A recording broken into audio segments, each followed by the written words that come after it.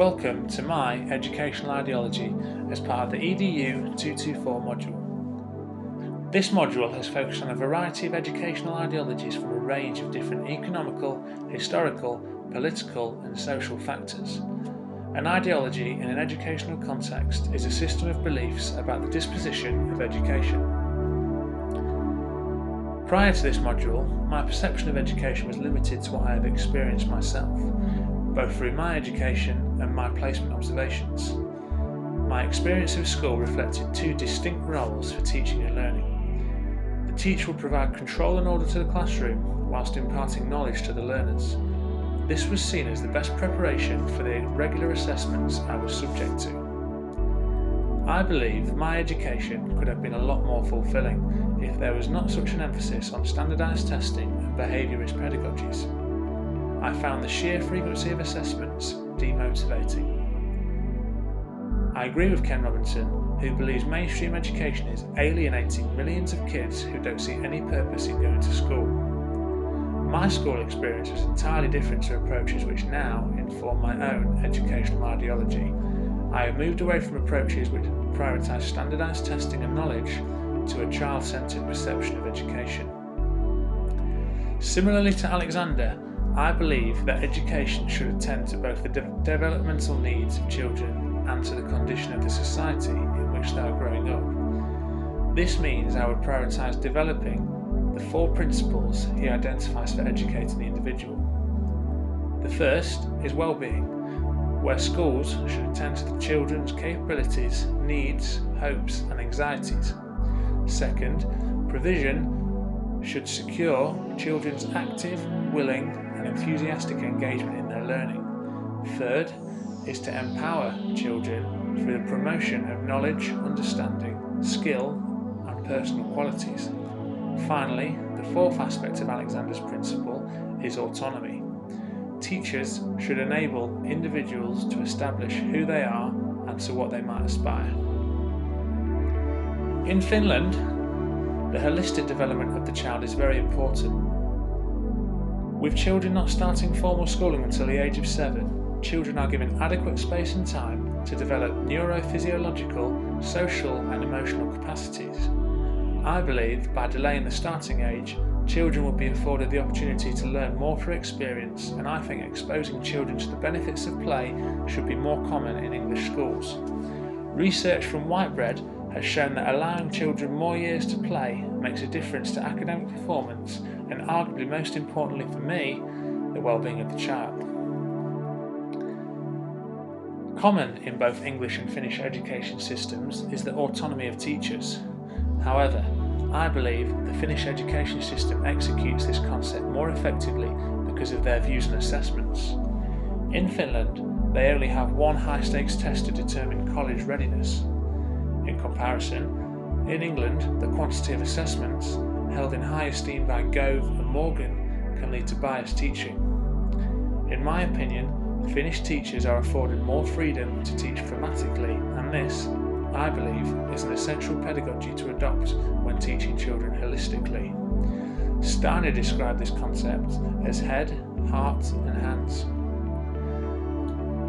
Another factor of regular assessments leads to competition in the classroom. I can relate to this aspect of education, as I can remember feeling inadequate in relation to my friends on a regular basis because of their ability to attain higher exam scores. Competition in the classroom goes against Montessori's principle of cooperation. In a Montessori classroom, pupils are respectful of their peers, the teacher and also their environment. This is why an overriding principle of their philosophy on education is mutual respect between teacher and pupil. Like Montessori, I think all teachers should perceive their pupils as human beings who possess huge potential. I have seen from my placement in the EYFS that teachers are quick to stop self-directed learning in order to conduct formal learning. However, Montessori believe that irrespective of the activity, if a child is engaged, then they are learning. Therefore, a main role for a teacher in a Montessori classroom is fostering an environment where self-directed learning can take place. This is significant because by applying this in my own classroom, I would be able to help my pupils become more creative and think divergently.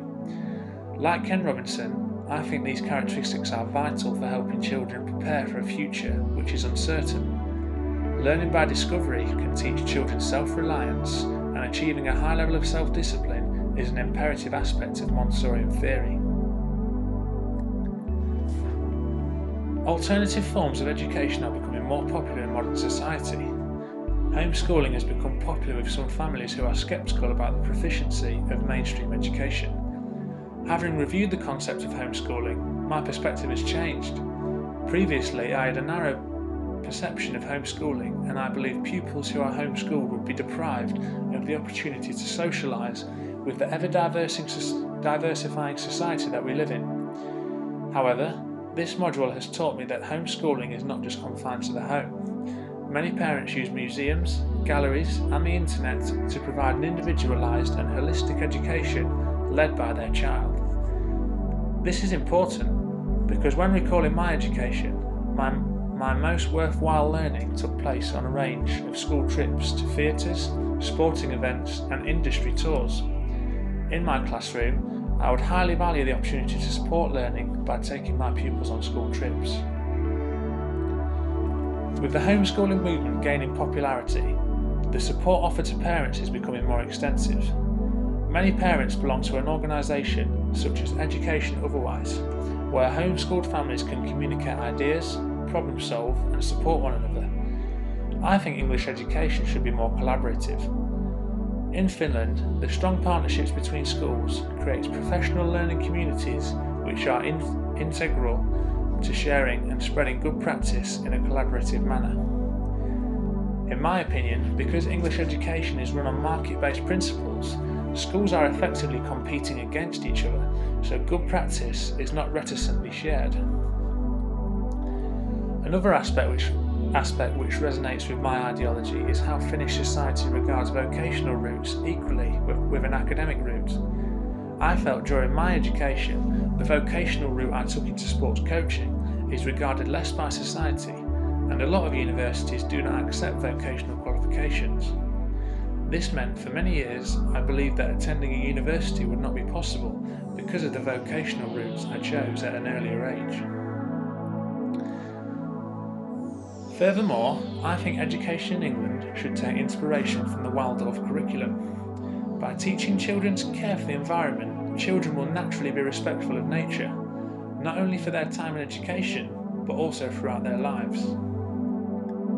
In addition, the way Steiner education values artistic and creative activities as much as academic activities is beneficial to pupils' holistic development. By implementing this throughout pupils' education, a love of learning can be developed. In my opinion, in England, we are too quick to put artistic activities on the periphery of the curriculum in order to focus on subjects such as maths, English, and science. In conclusion, this module has uncovered a range of ideologies in education which now inspire my own ideology. I now perceive the education I underwent as stifling my creative attributes in favour of constant assessments. Worryingly, 20 years later, my placement observations have revealed that expectations and targets are still a prominent aspect of the national curriculum.